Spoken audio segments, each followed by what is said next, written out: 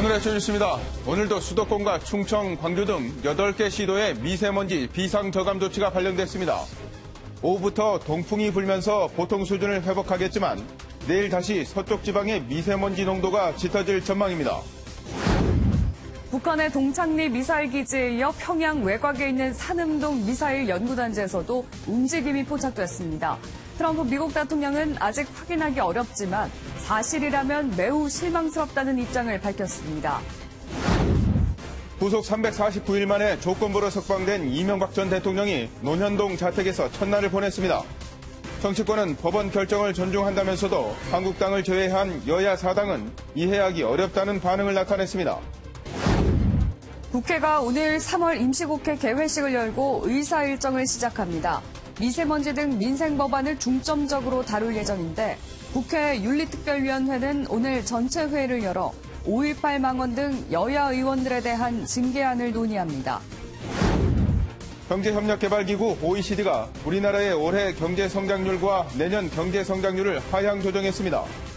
OECD는 우리나라의 경제성장률이 올해와 내년 모두 2.6%가 될 것으로 내다봤습니다. 충남 공주의 한 단독주택에서 30대 부부 등 일가족 4명이 숨진 채 발견됐습니다. 경북 칠곡에서는 고속도로를 달리던 5톤 화물차에서 불이 나 주변 교통이 한동안 정체를 빚었습니다. 안녕하십니까. 굿모닝 MBN입니다. 뇌물과 횡령 등의 혐의로 1심에서 징역 15년을 선고받은 이명박 전 대통령이 항소심에서 전격 조건부 보석으로 풀려났습니다. 지난해 3월 22일 구속된 지 349일 만입니다. 추성남 기자입니다. 밝은 표정으로 서울 동부구치소 앞에 줄지어선 이명박 전 대통령의 측근들. 건강에 안 좋죠. 빨리 밖에 나오는 게, 집에 돌아가는 게 건강에 대해서 안전을 할 수 있잖아요. 곧이어 이 전 대통령이 검은 정장 차림으로 구치소를 빠져나오고 차량에서 창문을 내려 기다리던 측근들과 일일이 악수를 합니다. 지난해 3월 22일 구속된 이후 약 1년 만에 구치소를 나와 귀갓길에 올랐습니다. 법원이 전격 보석을 허가한 배경엔 다음 달 8일로 구속기한이 끝난다는 점이 작용했습니다. 구속기간이 고작 33일밖에 남지 않아 그 전에 2심 선고가 이뤄지기 어렵다는 점을 감안한 겁니다. 재판부는 보석을 허가하지 않을 경우 구속 만기가 끝나 석방된다면 주거나 접촉 대상을 제한할 수 없어 오히려 증거 인멸의 우려가 높다고 판단했습니다. 애초 MB 측이 수면 무호흡증으로 돌연사 우려가 있다며 보석 이유로 제기한 건강상의 문제는 인정되지 않았습니다. 보석 청구한 이유가 나는 더 이상 도주 및 증거인멸의 우려가 없다. 법이 인정한 형사법이 인정한 무죄 추정의 원칙에 의해서 방어권을 보장해달라.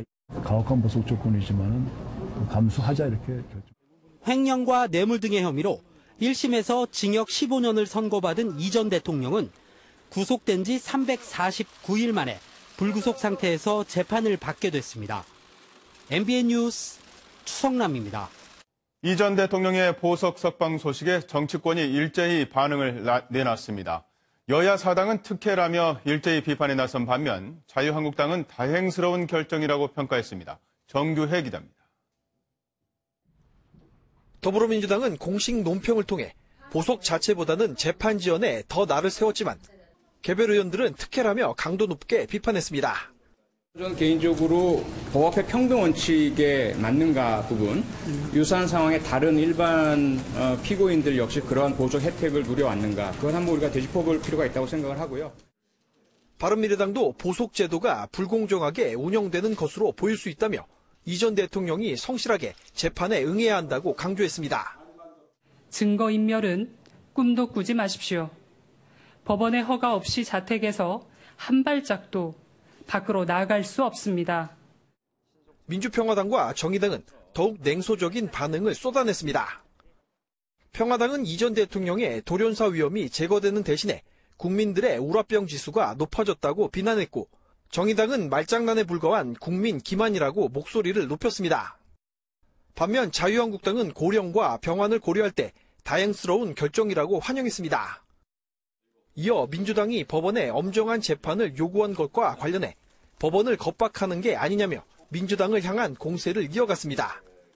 MBN 뉴스 정규혜입니다. 어제 오후 석방된 이명박 전 대통령이 340여일 만에 자택에서 하룻밤을 보냈습니다. 어젯밤에는 시민들이 자택 앞으로 모여 이 전 대통령의 석방을 항의하기도 했는데요. 이명박 전 대통령 자택에 나가 있는 취재기자 연결해 보겠습니다. 강세현 기자. 네, 저는 지금 이명박 전 대통령 자택 앞에 나와 있습니다. 현재 자택 앞은 경찰들만 지키고 있을 뿐 한산한 분위기입니다. 어제 오후 자택으로 돌아온 이명박 전 대통령은 특별한 일정 없이 하룻밤을 보냈습니다. 낮 동안 조용했던 자택 앞은 밤 9시쯤 시민들이 모여 이 전 대통령의 석방에 항의하며 소란이 일었습니다. 시민들은 자택 앞에서 다시 감옥으로 돌아가라 등의 구호를 수차례 외쳤습니다. 일부 시민들은 경찰의 제지를 받아 발걸음을 돌리기도 했습니다. 네, 이명박 전 대통령 가석방되기는 했지만 집을 벗어날 수도 없고 다른 사람과도 만날 수 없다고 하는데 남은 재판 준비도 집안에서 해야 할 텐데 이 전 대통령 오늘 하루 어떻게 보낼까요? 네, 이명박 전 대통령의 보석 허가에는 여러 가지 조건들이 달렸습니다. 우선 거주지는 자택으로만 제한됐습니다. 지난해 입원 치료를 받았던 서울대병원은 포함되지 않았기 때문에 아프면 허가를 받고 병원에 가야 합니다. 또 함께 사는 배우자나 직계 혈족과 그 배우자, 변호인 외에는 일체 접촉이 안 됩니다. 전화나 문자, 이메일 등 통신도 제한됩니다. 이 때문에 이 전 대통령은 앞으로 자택에서 변호인 등을 만나며 재판을 준비해야 합니다. 다만 집에 들어온 지 얼마 되지 않은 만큼 오늘까지는 가족들과 시간을 보내며 휴식을 취할 것으로 보입니다. 이후엔 재판 일정을 제외한 날은 변호인들과 만나며 재판 대응 전략을 논의할 예정입니다. 지금까지 서울 논현동 이명박 전 대통령 자택 앞에서 MBN 뉴스 강세현입니다. 최악의 미세먼지가 계속되자 문재인 대통령이 중국 정부와 힘을 합쳐서 미세먼지 해결에 나서라고 지시했습니다. 내 탓 공방만 벌이던 여야는 성난 민심에 모처럼 초당적 협력을 약속했습니다. 안보람 기자가 보도합니다. 문재인 대통령이 최우선으로 꼽은 미세먼지 대책은 중국과의 공조입니다. 두 나라가 미세먼지 비상저감 조치를 공동으로 시행하는 것은 물론 예보 시스템과 인공강우 실험도 함께 추진하라고 주문했습니다. 인공강우에 대한 중국 쪽의 기술력이 훨씬 앞선 만큼 서해상공에서 중국과 공동으로 인공강우를 실시하는 방안을 필요하다면 미세먼지 추경을 긴급 편성하라고도 지시했습니다. 내타 타령만 하던 여야도 모처럼 한 목소리를 냈습니다. 미세먼지를 국가 재난으로 지정해 정부 예산을 투입할 근거를 마련하기로 한 겁니다. 국가 재난 사태를 선포하는 것이 맞다고 생각을 합니다. 이 미세먼지 대책과 관련된 긴급한 법안을 13일에 저희 본회의에서 처리하기로 했습니다. 대기질 개선법과 자동차의 LPG 사용 제한을 완화, 폐지하는 법안도 우선 처리하기로 했습니다.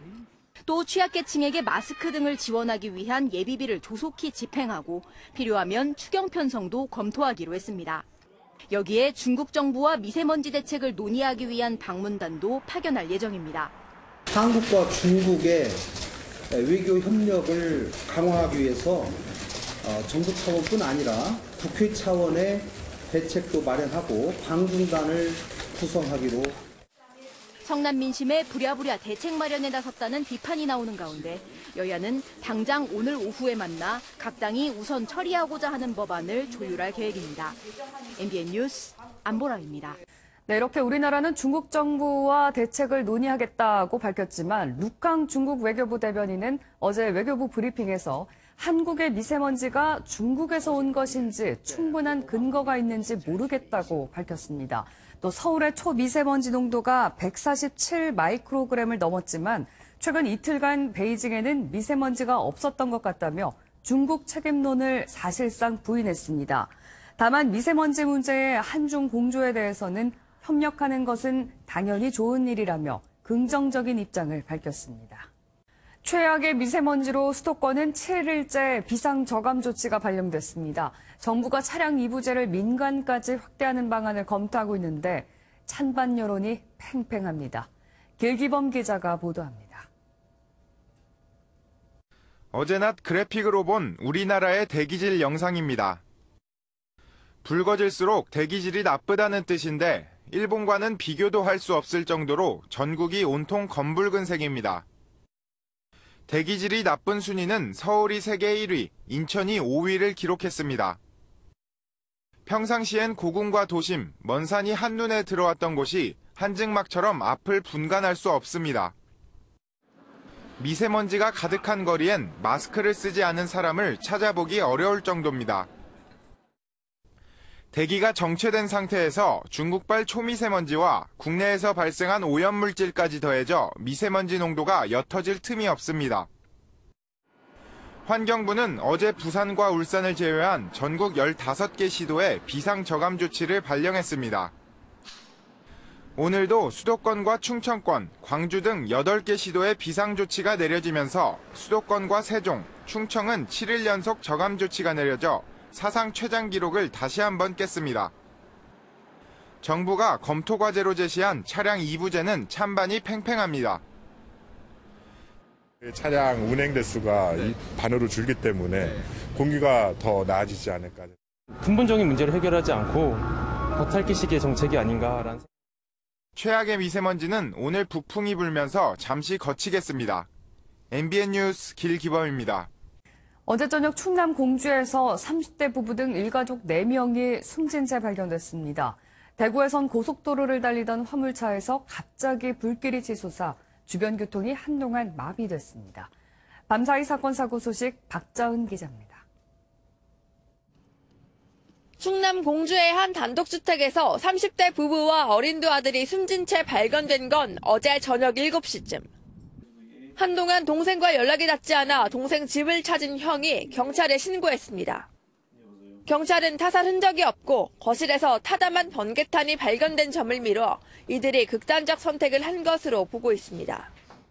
소방관이 연신 물을 뿌리고 앞이 보이지 않을 만큼 연기가 자욱합니다. 어제 오후 7시 15분쯤 고속도로를 달리던 5톤 화물차에 갑자기 불이 붙었습니다. 운전자는 갓길에 차를 대고 빠져나왔는데 불길이 거세지면서 주변 교통이 한동안 정체를 빚었습니다. 곳곳이 불에 타 까맣게 그을렸습니다.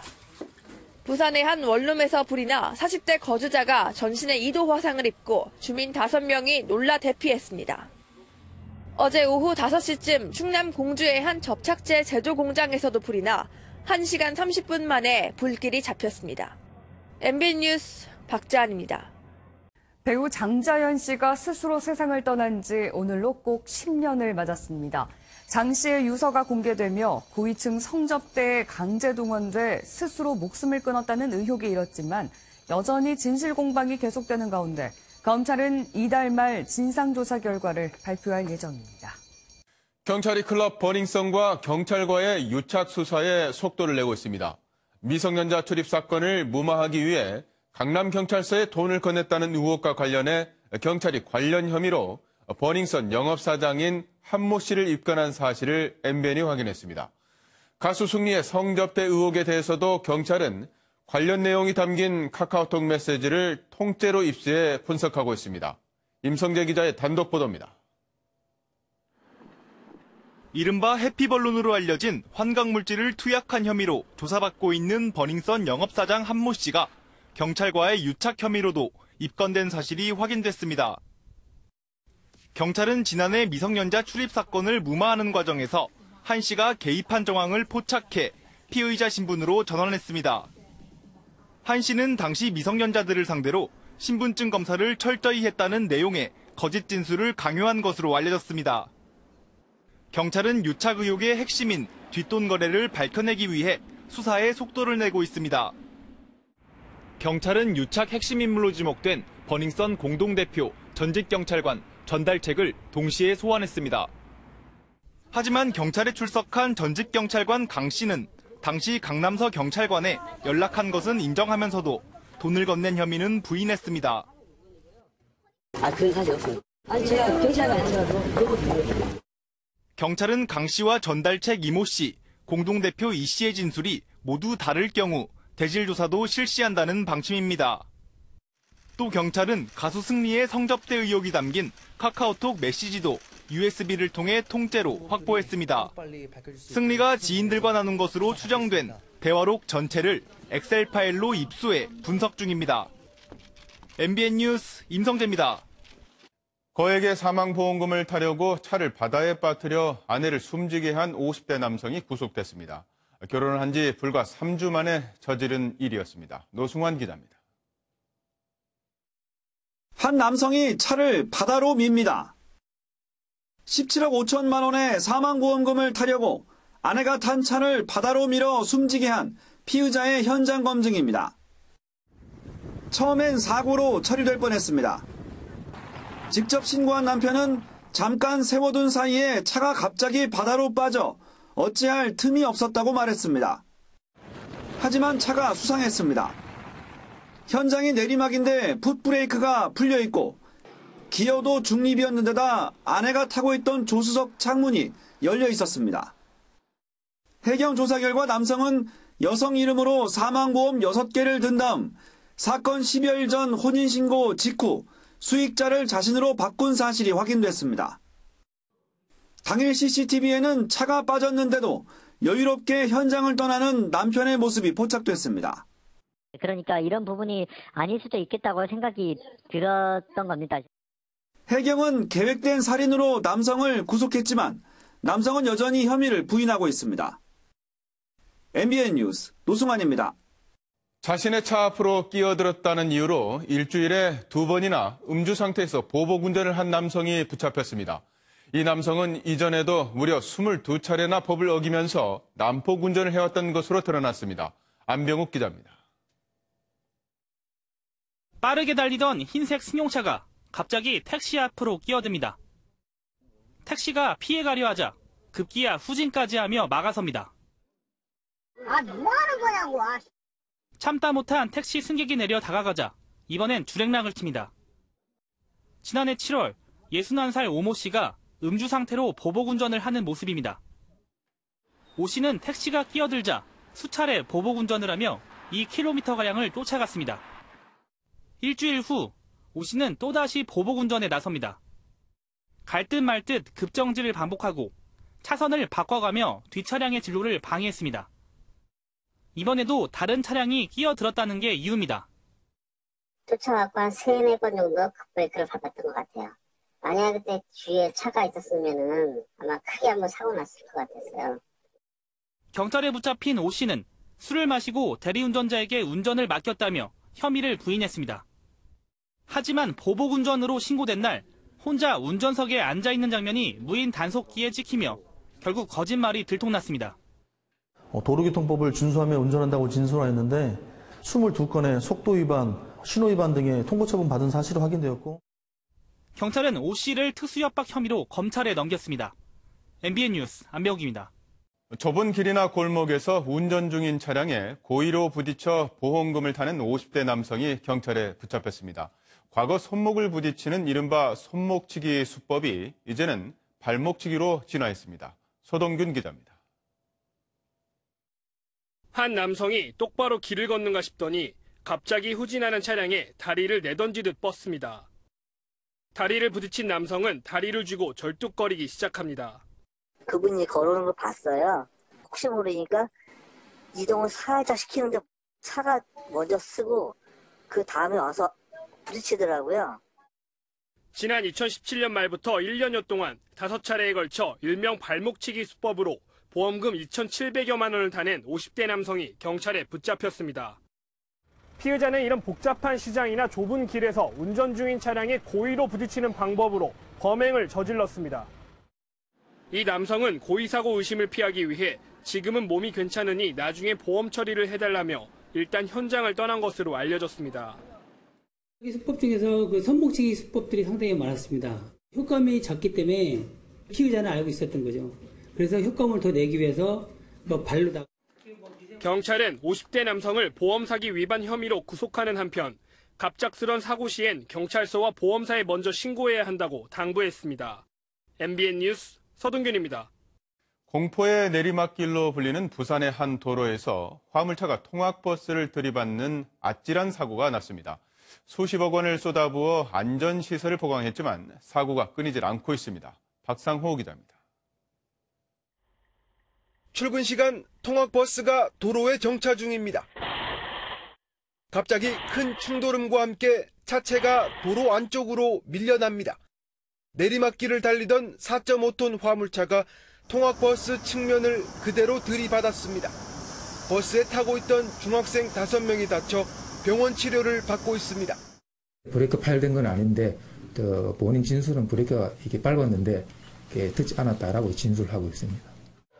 지난해 5월에는 25톤 트럭이 정차 중인 차량을 치어 10중 추돌 사고로 이어졌고 지난달에도 23톤 화물차가 내리막길에서 속도를 줄이지 못해 6중 추돌 사고를 냈습니다. 사고가 난 곳은 눈으로 보는 것과 달리 경사도가 20-30도로 가파른 곳입니다. 900여 미터 구간이 내리막길의 연속입니다. 지난 2014년부터 최근까지 이곳에서 발생한 사고는 무려 28건. 상당수가 제동 문제로 난 사고입니다.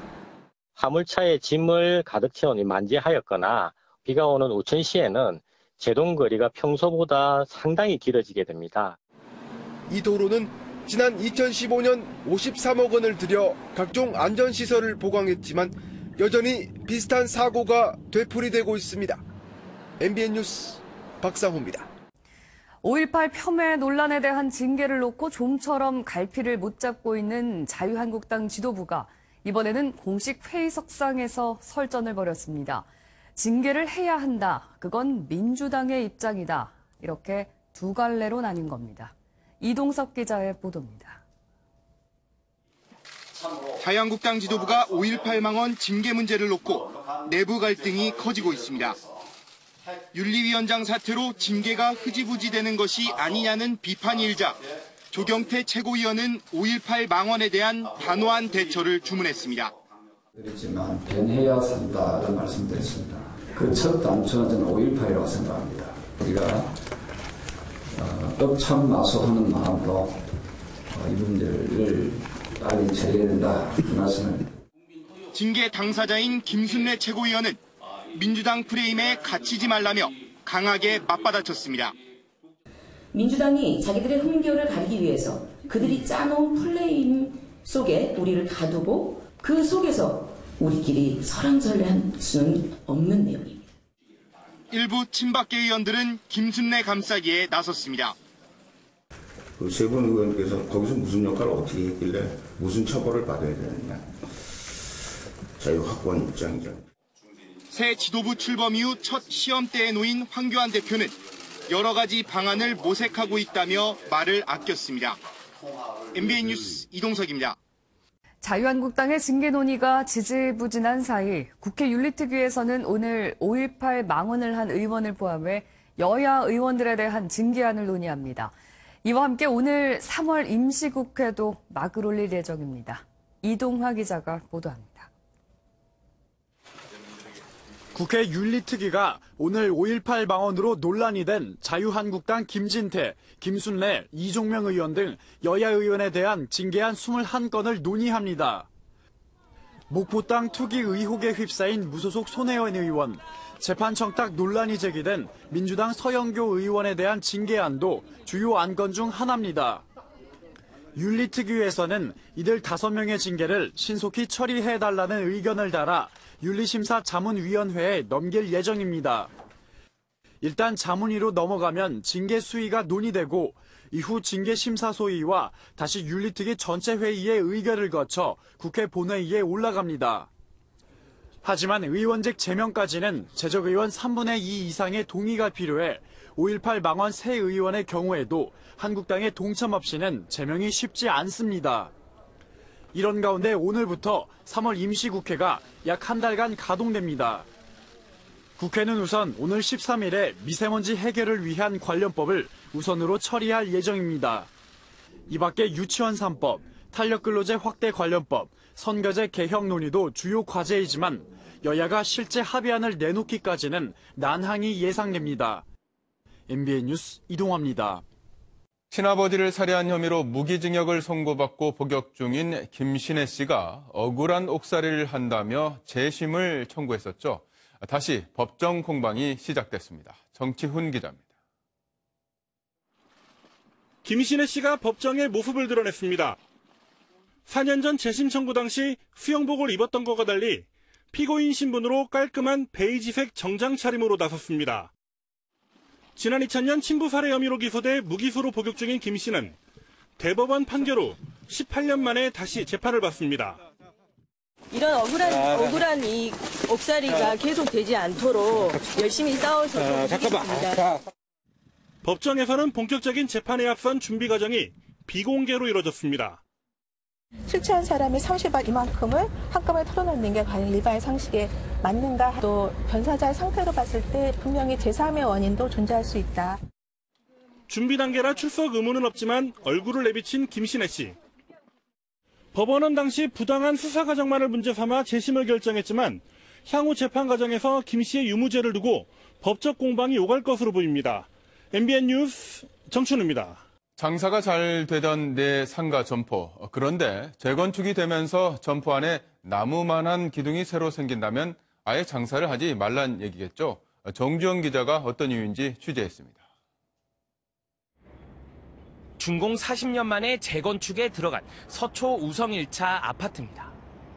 그런데 단지 내 상가의 일부 조합원들이 최근 재건축 조합장을 상대로 소송을 냈습니다. 정사각형이던 상가가 직사각형 설계로 바뀌면서 일부 점포 안에 나무만한 기둥이 새로 생기거나 점포 입구의 폭이 줄어 가치가 하락한다는 주장입니다. 상가 조합원들은 3년 가까이 영업을 못하는 것도 억울한데 재건축 전과 똑같은 점포를 주겠다던 약속도 휴지 조각이 됐다고 말합니다. 기존의 상가 주차장 부지를 아파트 한 동을 더 지으려고 상가 모양을 기존대로 이렇게 바꾼 것 같습니다.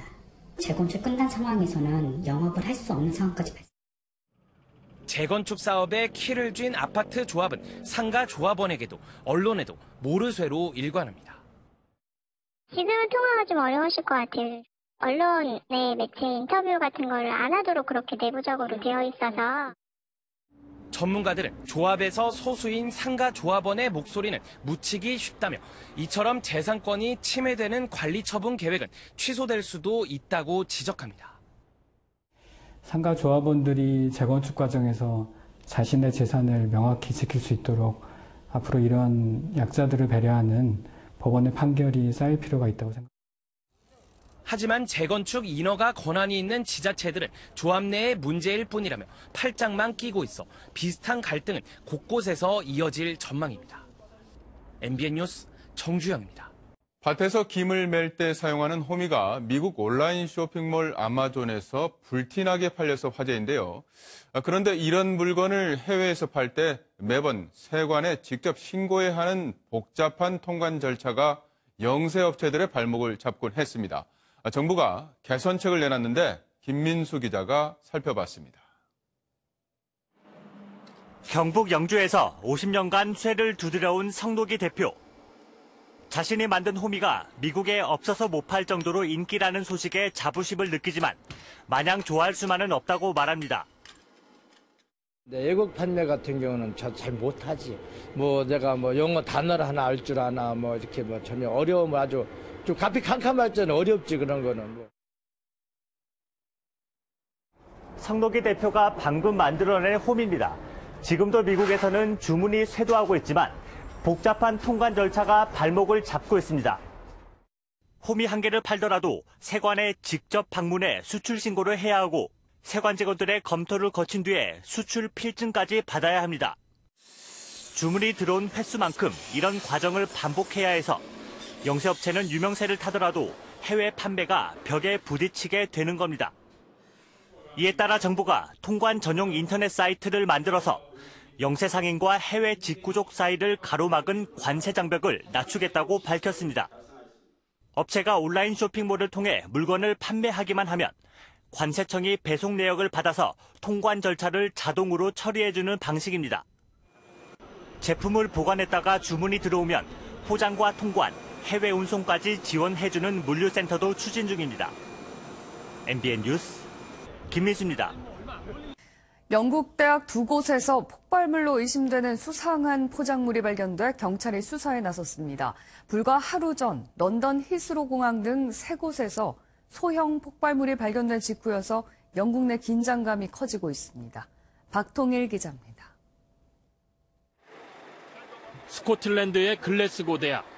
경찰이 학교 안으로 들어가는 차로를 통제하고 학생들을 대피시키고 있습니다. 오전에 수상한 포장물이 발견됐다는 신고가 접수된 겁니다. Found a suspicious packaging in the mailroom in the main building, so we closed off some buildings over there close to the Byres Road end, and we tried to go to our lecture, but it was shut. 같은 날 오후에는 영국 동부 에식스 대학에서도 수상한 포장물이 발견됐다는 신고가 접수돼 한바탕 소동이 벌어졌습니다. 불과 하루 전 영국에서는 주요 공항과 기차역에서 동시다발적으로 폭발물이 발견됐습니다. 오전 9시 55분 영국 최대 규모의 히스로 공항에서 A4 용지 크기의 흰색 봉투가 배달됐고 직원이 봉투를 열자 일부가 불에 탄 겁니다. 이후 11시 40분쯤에는 워털루 기차역, 12시 10분쯤에는 시티공항 건물에서 비슷한 흰색 우편 봉투가 발견되는 등 불과 3시간 사이 교통 요충지 3곳에서 잇따라 폭발물이 발견됐습니다. 런던 경찰청 대테러본부는 3개의 폭발물이 연계됐을 것으로 보고 용의자를 쫓고 있습니다. They look fairly unsophisticated at the moment. Counter-terror command will be investigating this. 영국 경찰은 대학 2곳에서 발견된 포장물과 하루 전 런던에서 발견된 소형 폭발물과의 관련성 여부는 확인되지 않았다고 설명했습니다. MBN 뉴스 박통일입니다. 인조고기 하면 먼 미래의 얘기로만 여겨졌는데요. 빠르면 올해 안에 우리 식탁에도 오를 수 있을 것 같습니다. 동물 세포를 배양해서 만들었다는데 과연 싸고 안전할까요? 김희경 기자가 보도합니다. 동물에서 떼어낸 작은 세포를 인공적으로 배양해 먹음직스러운 고깃덩이로 만든 배양육. 미국 캘리포니아주에 위치한 저스트사가 인조고기인 치킨 배양육을 몇 달 안에 출시할 계획이라고 밝혔습니다. To eat real, actual meat without causing all this harm to the planet and to animals, that's what clean meat is. 첫 제품이 될 치킨 너겟은 기술적으로 판매 단계까지 개발이 이루어진 것으로 전해졌습니다. 지난 2013년 영국 런던에서 배양육으로 만든 세계 첫 햄버거 시식회가 열렸지만 당시 햄버거 패티 1개분에 해당하는 배양육 생산비가 3억 원을 넘어 실용화되지는 못했습니다. 2017년까지만 해도 인조 닭고기 생산 비용이 100g당 224만 원에 달해 경제 성과는 거리가 있었습니다. 세포 하나가 치킨 너겟 1개분의 고깃덩이로 자라는 데는 2주일 정도가 걸리는데 너겟 모양과 식감까지 진짜 닭고기와 매우 유사한 것으로 전해졌습니다. 하지만 아직 대중화까진 여러 과제가 남아 있습니다. 미국 내 축산업계가 경계하는 데다 안전성 여부도 입증되지 않았기 때문입니다. 배양육은 기존 축산물보다 토양 사용량은 99%, 온실가스 배출량은 96%, 에너지 소비량은 45%를 감소시킬 수 있는 것으로 알려졌지만 이에 반하는 연구 결과도 나왔습니다. 영국 옥스퍼드대 연구기관인 옥스퍼드 마틴 스쿨의 존 리치 박사팀은 배양육에 들어가는 에너지 생산 때 발생하는 이산화탄소가 실제 가축을 사육할 때 발생하는 이산화탄소에 비해 결코 적지 않다고 밝혔습니다. 배양육의 대중화는 좀 더 시간이 필요하겠지만 인조고기가 우리 식탁에 오를 날도 머지않아 보입니다. MBN 뉴스 김희경입니다. 남자 프로농구의 모비스가 라거나의 맹활약을 앞세워 LG를 꺾었습니다. 모비스는 이제 정규리그 우승까지 단 2승만을 남겨두게 됐습니다. 강영호 기자입니다. 정규리그 1위와 3위의 대결답게 초반 경기는 팽팽했습니다. 모비스가 라거나와 쇼터의 활약으로 점수를 쌓아가자 LG는 김종규와 메이스, 트윈타워를 앞세워 끈질기게 따라붙었습니다. 승부는 3쿼터 들어 갈리기 시작했습니다. LG가 체력적인 부담을 드러내는 사이 모비스는 라거나와 쇼터의 골밑 공격에 오용준의 3점포까지 터지며 점수차를 벌렸습니다. 4쿼터 중반 들어 LG를 무득점으로 묶은 모비스는 라거나와 함지훈이 연속 득점을 터뜨리며 승부에 쐐기를 박았습니다. 15점 차 완승. 2위 전자랜드와의 승차를 3.5게임 차까지 벌린 모비스는 정규리그 우승까지 단 2승만을 남겨두게 됐습니다. 30득점 10리바운드의 맹활약을 펼친 라거나는 승리의 1등 공신이었습니다. That's a great team, a playoff team, and that's one team that we might meet up in the playoffs. So we try to go out and play our best just to get ready for the playoffs. 삼성과 오리온이 만난 잠실에선 오리온이 최진수와 멀로의 활약을 앞세워 삼성을 꺾고 6위 자리를 지켰습니다. MBN 뉴스 강영호입니다. 경제협력개발기구 OECD는 올해 한국의 경제 성장률을 기존보다 0.2%포인트 낮은 2.6%를 기록할 것으로 전망했습니다. OECD는 어제 발표한 중간 경제 전망에서 우리나라의 경제 성장률이 올해와 내년 모두 2.6%가 될 것으로 내다봤습니다. 이는 지난해 11월에 발표한 보고서 전망치보다 올해는 0.2%포인트, 내년은 0.3%포인트 낮은 수준으로 글로벌 교역, 세계 성장 둔화 등의 영향을 받을 것이라고 분석했습니다. 현대자동차의 중국 내 합작법인인 베이징 현대가 가동률이 부진한 베이징 1공장의 생산 중단을 검토하고 있다고 밝혔습니다. 베이징 현대는 사드 배치의 여파로 판매량이 급감하고 지난 2년간 공장 가동률이 50% 아래로 떨어지면서 비용 절감 차원의 구조조정 필요성이 제기돼 왔습니다.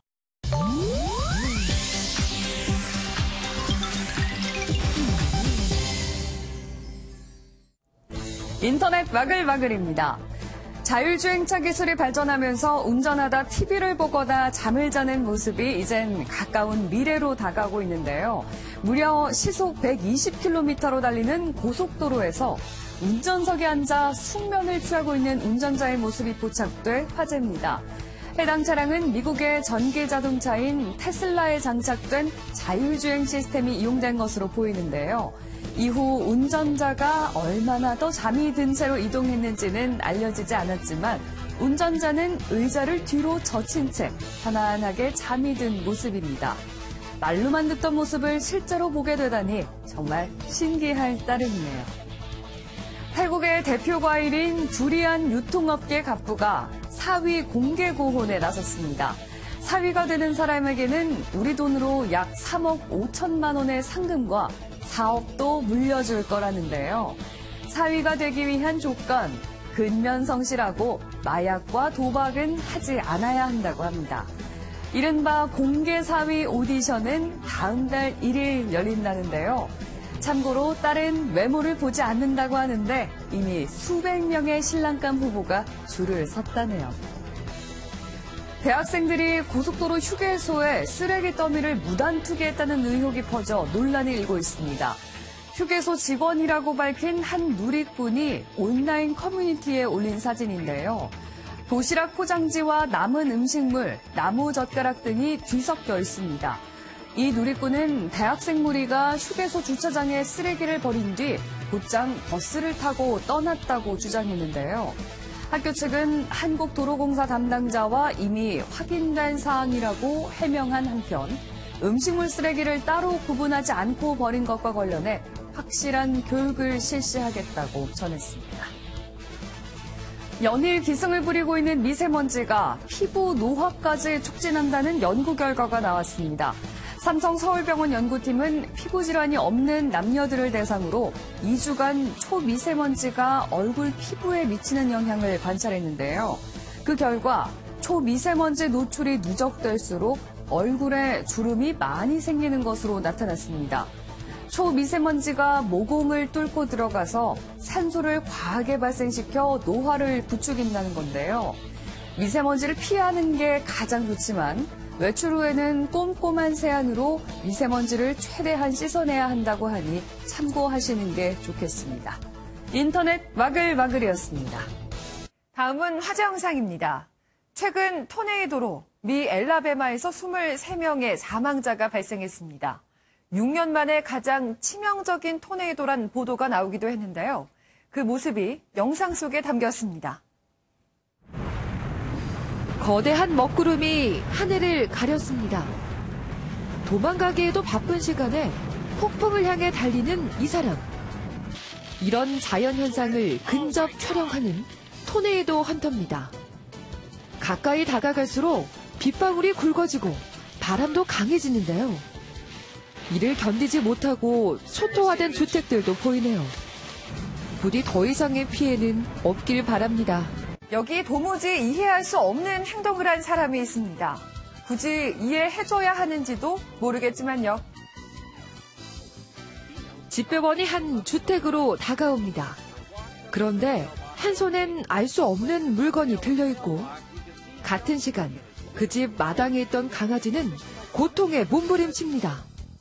그 물건의 정체는 호신용 스프레이. 더 충격적인 건 이런 일이 9차례나 있었다는 건데요. 강아지는 후유증에 시름시름 앓고 있다고요. 꽉 먹고 알 먹고 여기 겹경사가 난 커플이 있는데요. 그런데 만약 우승을 못했으면 어쩌려고 그러셨나요? 환호 속에 드럼통을 들어올리는 남성. 다름 아닌 우승 트로피인데요. 와이프를 메고 달리는 이색 대회의 우승자입니다.